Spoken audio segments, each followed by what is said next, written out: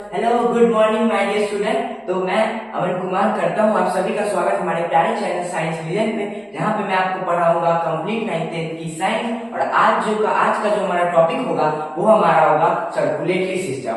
हमने पिछले वीडियो में सर्कुलेटरी सिस्टम के पार्ट्स को डिफाइन किया था। हमने जाना था कि सर्कुलेटरी सिस्टम तीन चीजों से मिलकर बना हुआ एक पूरा सिस्टम, जो कि तीन चीजों से मिलकर बना है। पहला ब्लड के बारे में हमने जाना कि ब्लड क्या होते हैं, connective tissue, liquid like structure है, क्या है, कनेक्टिव टिश्यू है, जिसमें बहुत सारे मेजर न्यूट्रिएंट्स को वो अपने अंदर एब्जॉर्ब करके फ्लो करवाता है, ठीक, कंटेन करता है। उस ब्लड के दो टाइप थे, एक प्लाज्मा था जो कि क्या था, लिक्विड लाइक स्ट्रक्चर था, वे कलरलेस था, जो कि ब्लड के सारे वेस्ट मटेरियल को जनरेट करता है। दूसरा ब्लड का प्रोसेस थे, ब्लड का प्रोसेस के तीन टाइप थे।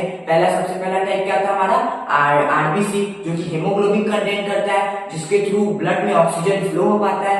दूसरा WBC, जो कि हमारा क्या, एंटीबॉडी है, हमारे बॉडी में जो भी वायरस बैक्टीरिया बाहर से इन करते हैं उनसे फाइट करता है, उन्हें हराता है। तीसरा हमने पढ़ा था प्लेटलेट्स, जो कि क्या करते हैं, ब्लड को क्लॉट करते हैं। अगर कभी आपको चोट लग जाए, कभी आपको इंजरी हो जाए, तो आपका जो खून बहता है, आपका जो लीकेज ऑफ ब्लड होता है बॉडी से, उसको रोकता है, प्लस उसके वहां की सेल्स को रिपेयर भी करता है। फिर हमने जाना ब्लड वेजल्स क्या थे, वो वेजल्स एक ऐसी चीज थे, ऐसा चीज है हमारी बॉडी में, यानी वेजल्स वो चीज है जिसके थ्रू ब्लड जो है वो ऑर्गन टू ऑर्गन फ्लो करता है।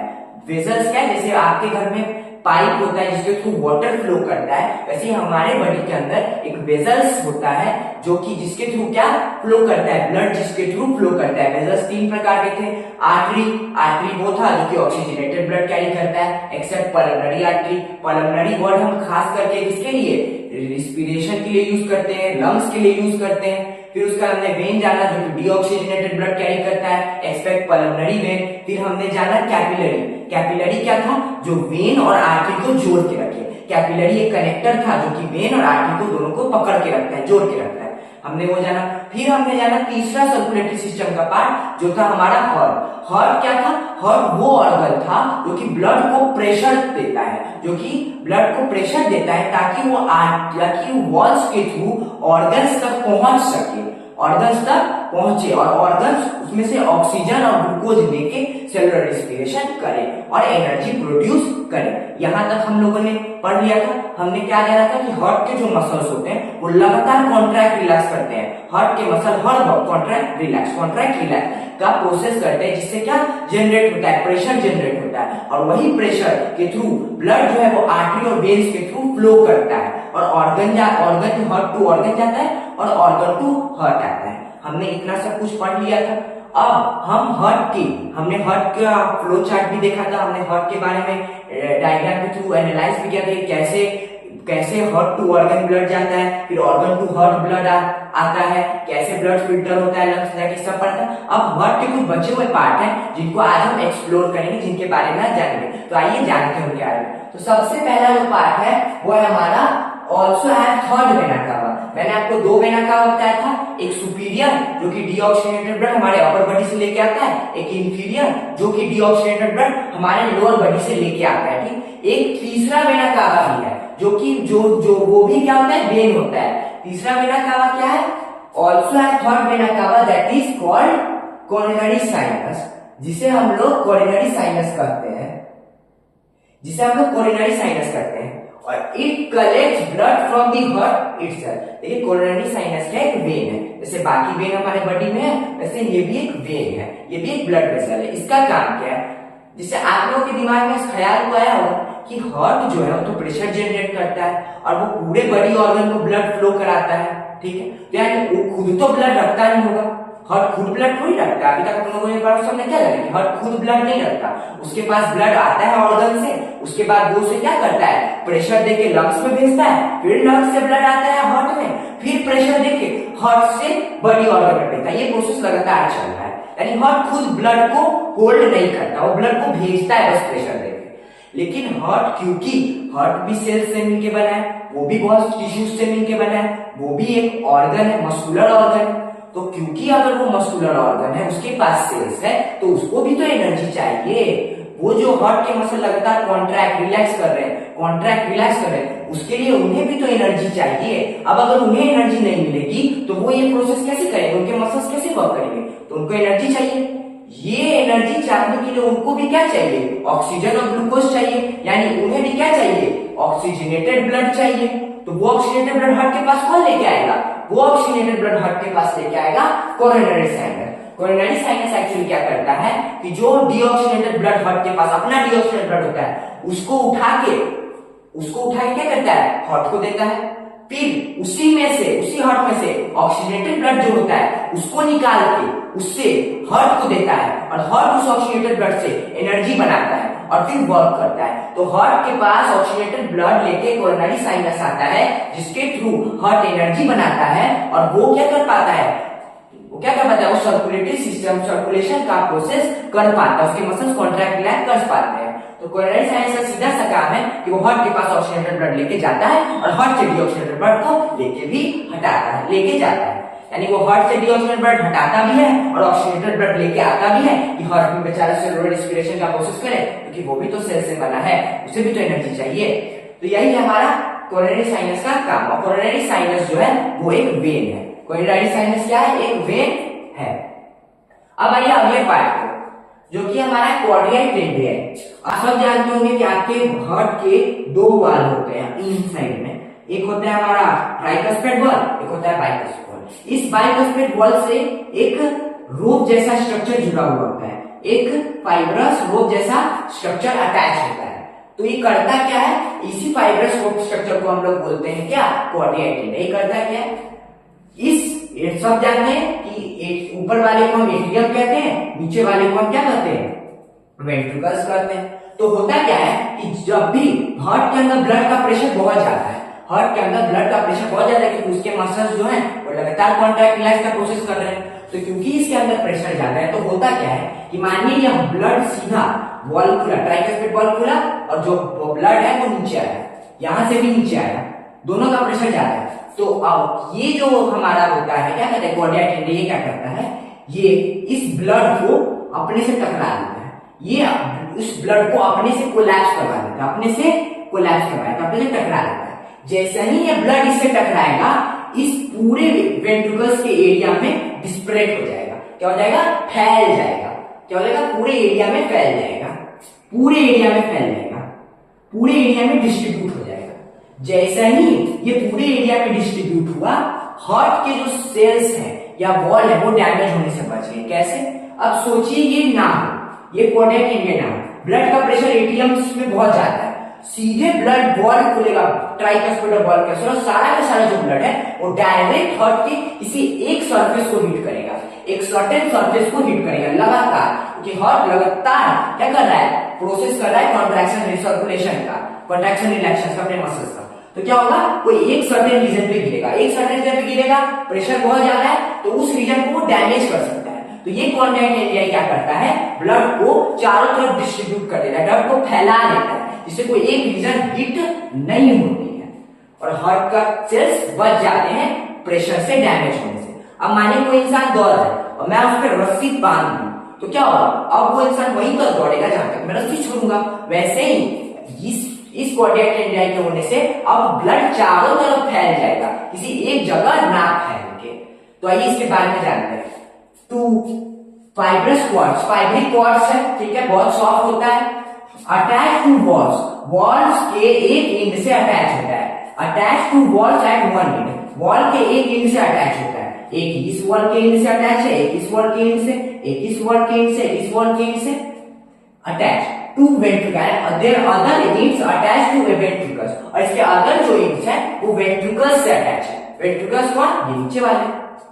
अरे भाई ये जो नीचे का सरफेस ये वेंट्रिकल्स ही तो है, बाकी से इस सरफेस से अटैच है। इसका सबसे मेन फंक्शन क्या है, to make sure that walls do not collapse back in atrium. वो हम सब जानते हैं कि जो ट्राइकस्पेड वॉल्व और बाइकस्पेड वॉल्व होता है वो कहां खुलेगा, नीचे की तरफ खुलेगा, वेंट्रिकल्स में खुलेगा। तो ये इंश्योर करता है कि जो वॉल है वो एट्रियम वेंट्रिकल्स में ही खुले, एट्रियम में ना खुल जाए, क्योंकि ये इससे अटैच होता है। तो अपने आप जो वॉल्व होते हैं वो क्या होते हैं, वॉल इससे अटैच होते हैं, वॉल जो होते हैं वो क्वाड्रियट टेंडे से अटैच होते हैं, और क्योंकि ये जो है वेंट्रिकल से अटैच होता है, तो चाहे ब्लड का प्रेशर कितना भी हो, इसे ऑटोमेटिकली वेंट्रिकल्स में ही खुलना है, क्योंकि ये खींचता है उसे कहां, नीचे की तरफ, कि तू तो नीचे ही खुलेगा, ऊपर नहीं जाना। तो यही है हमारा क्या कार्डियक एरिया। अब जानते हैं सेप्टम के बारे में। सेप्टम क्या होता है?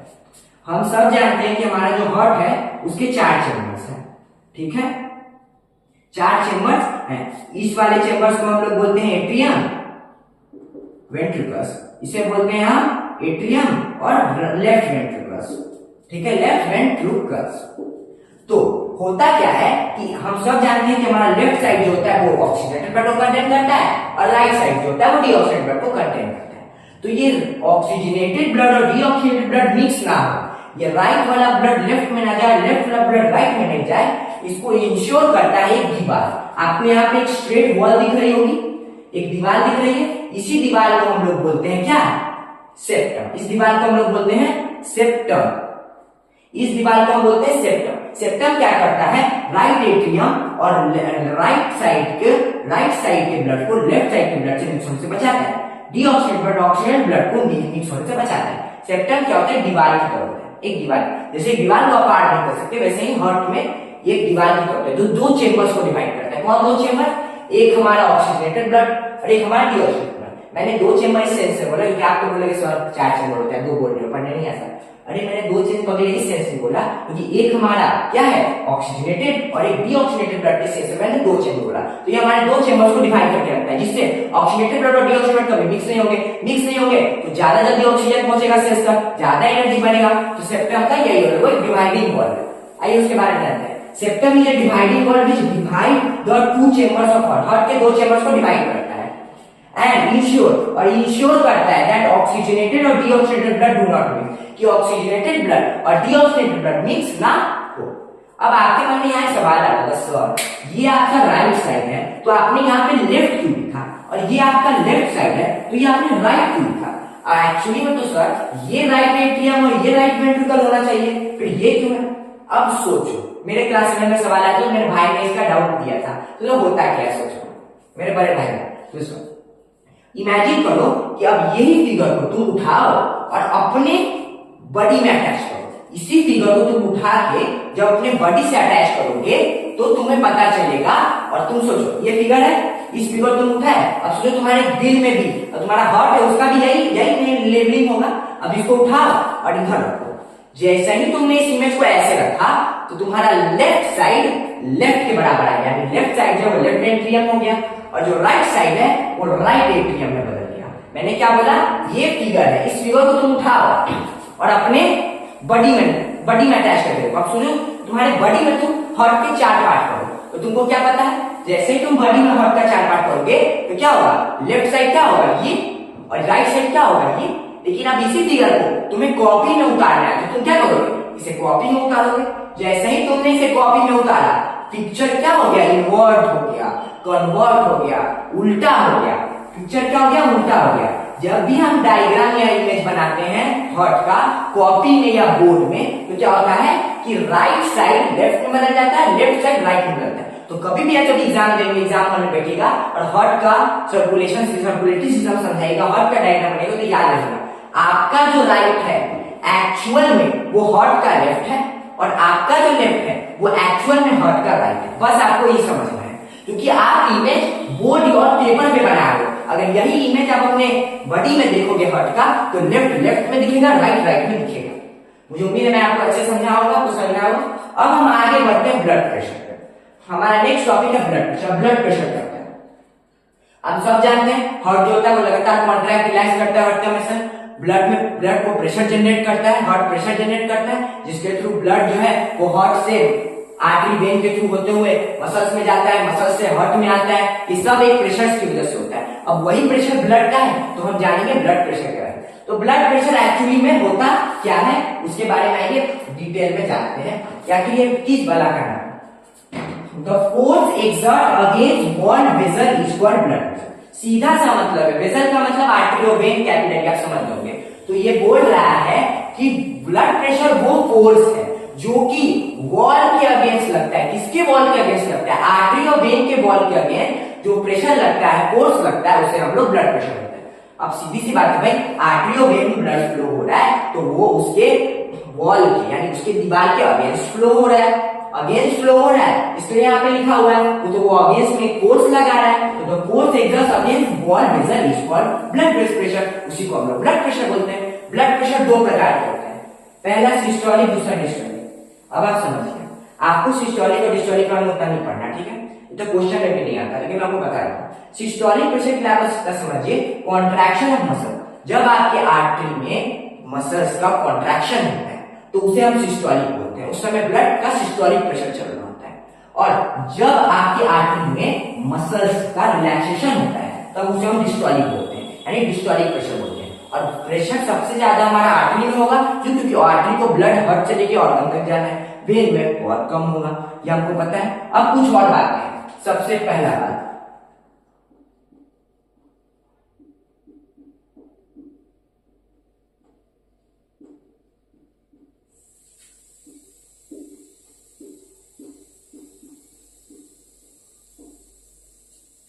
नॉर्मल ब्लड प्रेशर जो है, ब्लड प्रेशर को ही बीपी कहते हैं। आपके घर में बहुत लोग को बीपी होगा, मेरे घर में भी है। ब्लड प्रेशर को ही हम लोग बीपी कहते हैं। अब ब्लड प्रेशर का मतलब क्या होता है, जो एक्चुअल आइडल ब्लड प्रेशर है वो 120 mg बाई 80 mg, mg इसकी यूनिट है, 120 बाई 80 होनी चाहिए। यानी ऊपर वाला जो प्रेशर है वो 120 होना चाहिए और नीचे वाले का प्रेशर 80 होना चाहिए। उसे हम लोग कहते हैं, ऊपर वाला जो प्रेशर है वो हमारा सिस्टोलिक है और नीचे वाला जो प्रेशर है वो हमारा डिस्टोलिक है। नीचे वाला प्रेशर, अब इमेजिन करिए, अगर नीचे वाला प्रेशर गिरा, बीपी के पेशेंट में आप सुनते होंगे बीपी हाई है या बीपी लो है। अगर प्रेशर लो होगा तो क्या होगा, हार्ट तक ब्लड नहीं पहुंचेगा, हार्ट तक ब्लड नहीं पहुंचेगा डीऑक्सीनेटेड, और हार्ट तक ब्लड नहीं पहुंचेगा तो क्या होगा, हार्ट को ब्लड नहीं मिलेगा, हार्ट को ब्लड नहीं मिलेगा तो वो कोरोनरी साइनस के थ्रू सेलुलर रिस्पिरेशन नहीं कर पाएगा, एनर्जी नहीं बना पाएगा। वो एनर्जी नहीं बना पाएगा, वो प्रेशर नहीं जनरेट कर पाएगा, वो प्रेशर जनरेट नहीं कर पाएगा तो उससे ब्लड ऑर्गन्स तक नहीं जा पाएगा। ब्लड जब ऑर्गन्स के पास नहीं जाएगा तो क्या होगा, हार्ट कोलैप्स कर जाएगा और आप मर जाओगे। लो होने का टाइम है। अब अगर बीपी हाई हो गया, बीपी हाई का मतलब ब्लड प्रेशर बढ़ गया, अब आपके आर्टरी के अंदर जो फोर्स है वॉल्स के अगेंस्ट बहुत ज्यादा हो गया, तो क्या होगा, आपकी आर्टरी फट सकती है, ब्लड का लीकेज हो सकता है, और ये लीकेज कहीं भी हो सकता है, आपके दिमाग में हो सकता है, आपके हाथ में हो सकता है, आपके पैर में हो सकता है, और जैसे ही लीकेज होगा ब्लड का शॉर्टेज होगा, ब्रेन हैमरेज होगा, ऐसी चीज होगी, आप मर जाओगे। सिर्फ बीपी बहुत खतरनाक बीमारी है, बीपी में ब्लड गिरा तब भी दिक्कत, बीपी में ब्लड उठा तब भी दिक्कत, ठीक है। अब यही आपके घर में बीपी सबको होता होगा, ब्लड प्रेशर। अब जो आइए आप ब्लड प्रेशर मेजर किससे करते हैं,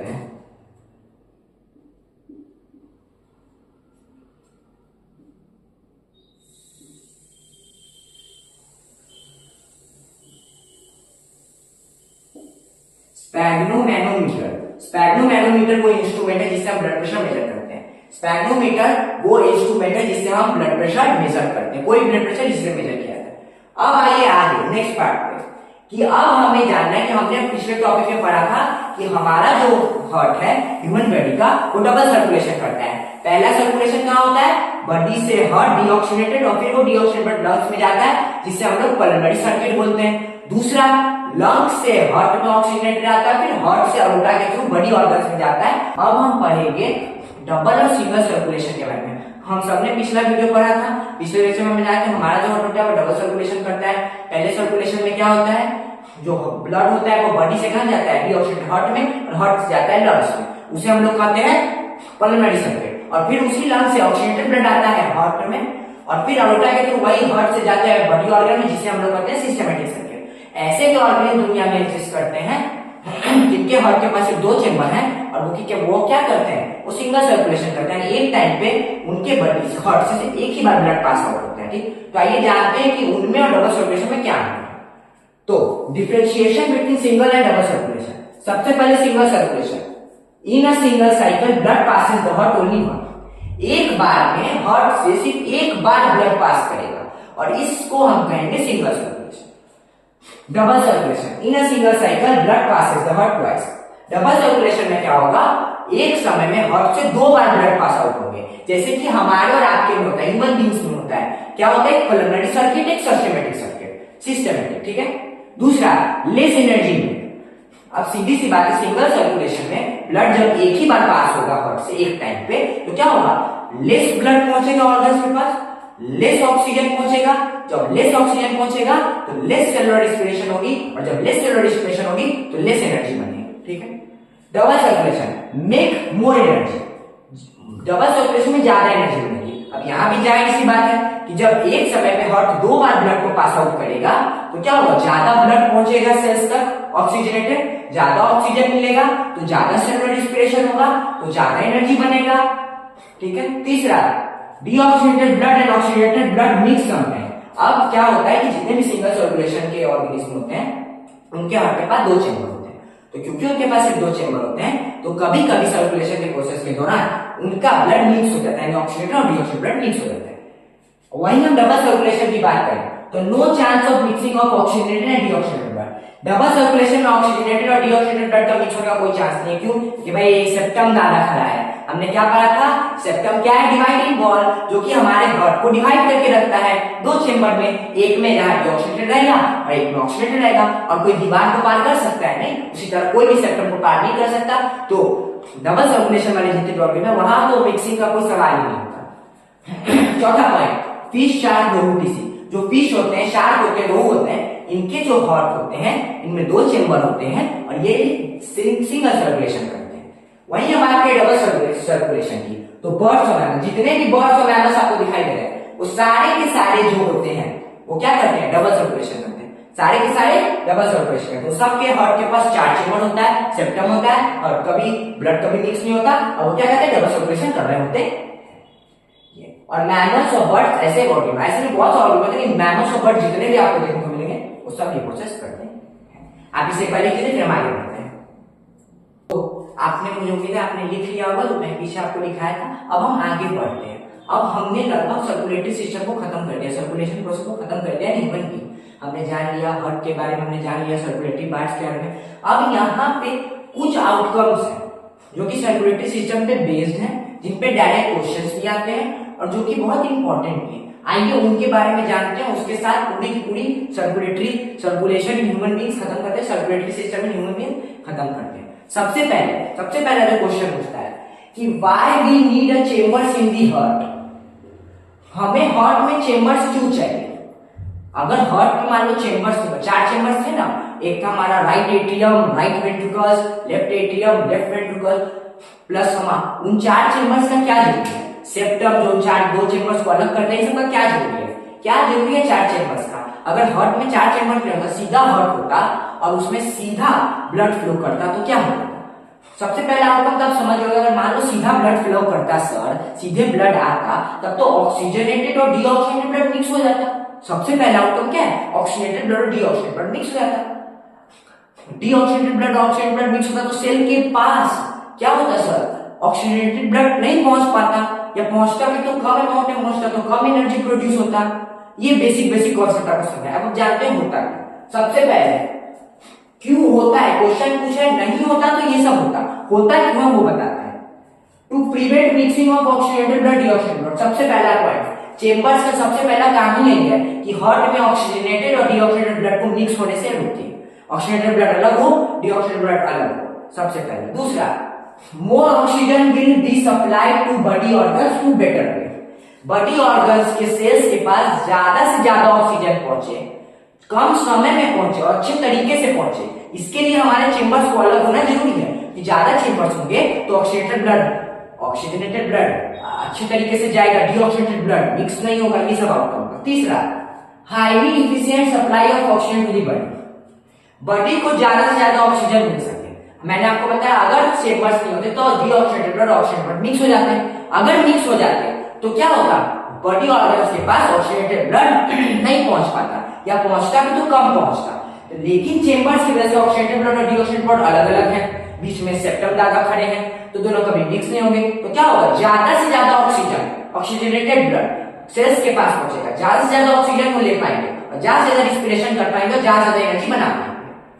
चौथा, more respiration leading to more energy production, वही बात, ज्यादा से ज्यादा रिस्पिरेशन होगा। अगर ज्यादा से ज्यादा ऑक्सीजनेटेड ब्लड मिलेगा तो ज्यादा से ज्यादा रिस्पिरेशन होगा, ज्यादा से ज्यादा रिस्पिरेशन होगा तो ज्यादा से ज्यादा एनर्जी बनेगा और ज्यादा से ज्यादा हमारा ऑर्गन वर्क कर पाएगा, परफॉर्म कर पाएगा और उतना ही बॉडी कितना होगा, स्ट्रॉन्ग होगा, पढ़ ली। अब आगे अगला पॉइंट, ये मैंने आपको एक डिब्बा बनाया, ये मैंने आपको क्या बनाया, एक डिब्बा।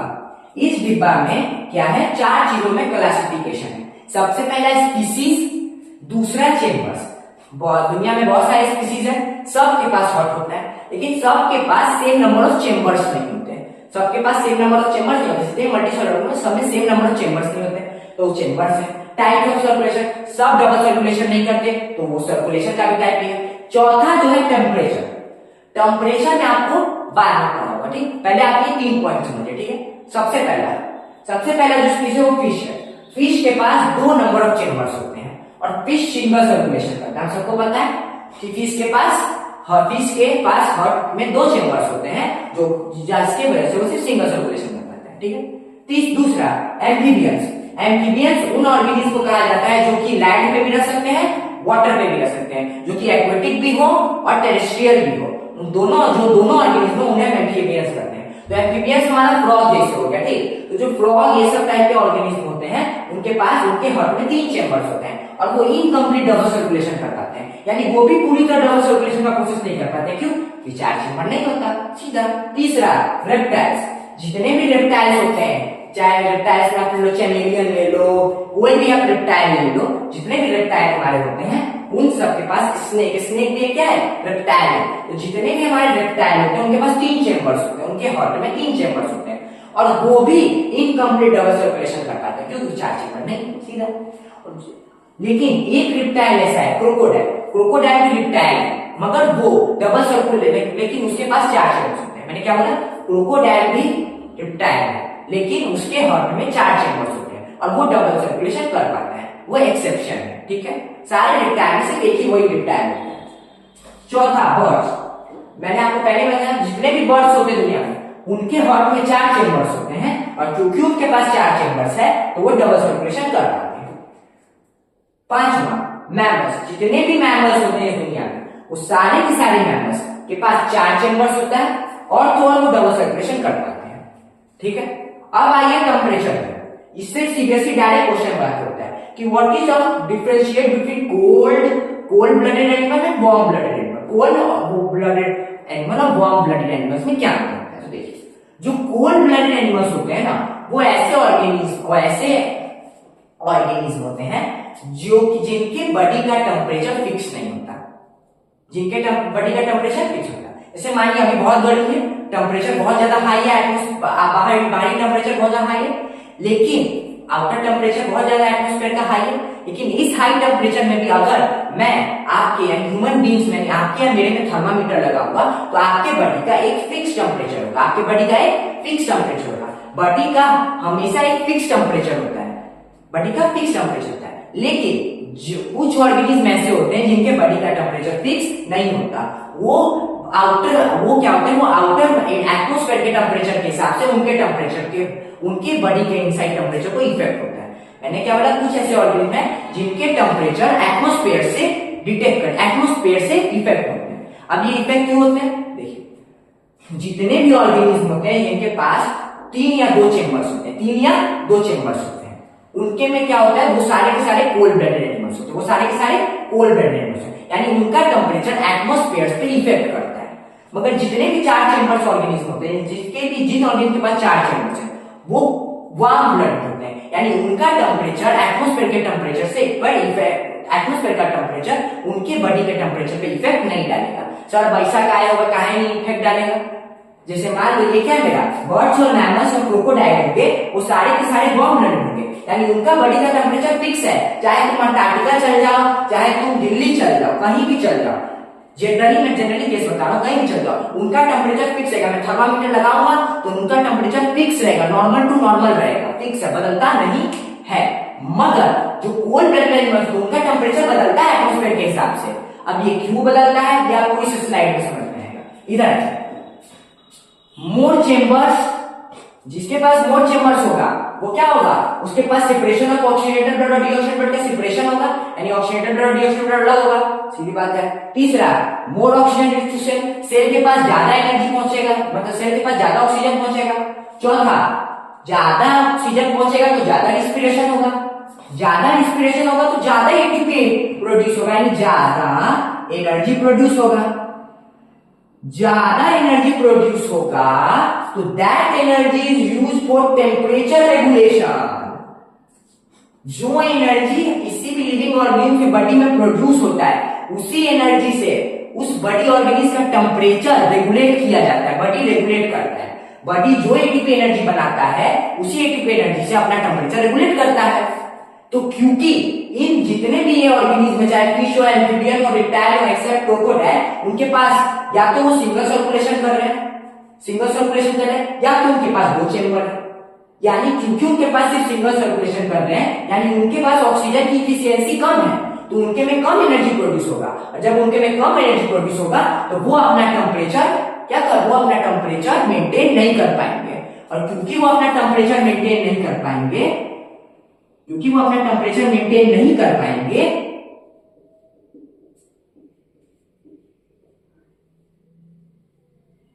इसीलिए उनका टेम्परेचर एटमॉस्फेरिक टेम्परेचर से इफेक्ट हो जाएगा, इसमें वो कोल्ड है। और जितने भी चार चैम्बर वाले ऑर्गेनिज्म जो कि डबल सर्कुलेशन करते हैं, जैसे आप, हम, मैमल्स, बर्ड, वो सारे के सारे ज्यादा एनर्जी प्रोड्यूस करेंगे और अपना टेम्परेचर मेंटेन कर पाएंगे। इसलिए हम उन्हें वार्म करते हैं, उन्हें कोल्ड करते हैं। इसके साथ ही पूरा टॉपिक आपका खत्म हो गया। पूरा का पूरा मैंने आपको सर्कुलेटरी सिस्टम का टॉपिक पढ़ा दिया। अब जाने से पहले मैं आपको एक लास्ट ट्रिक दे देता हूं, जिससे आपको बहुत सारे बच्चों को क्या होता है, हार्ट का फ्लो चार्ट याद करने में दिक्कत होता है, समझ में नहीं आता कि ब्लड घुसा कहां, ब्लड निकला कहां, वो सब आपको समझ में नहीं आता। उसके लिए बहुत पहला ट्रिक है, वो आप इधर देखिए। इधर आपको लिखना है बॉडी, इधर एक मिनट,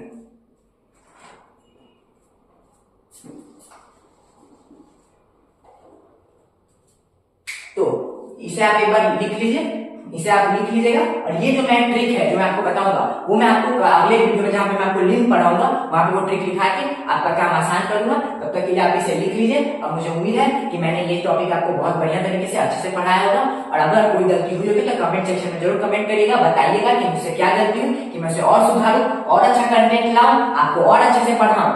तब तक के लिए हो सके तो इस वीडियो को लाइक, सब्सक्राइब और जितने लोगों से ज्यादा से लोगों से हो सके शेयर कर दीजिए, कि मैं उनकी मदद कर सकूं, उन्हें भी साइंस से प्यार कर सकूं, उनका भी कॉन्सेप्ट क्लियर कर सकूं और उनका भी टीचर फेवरेट बन सकूं। तब तक के लिए टाटा, बाय बाय, नमस्कार।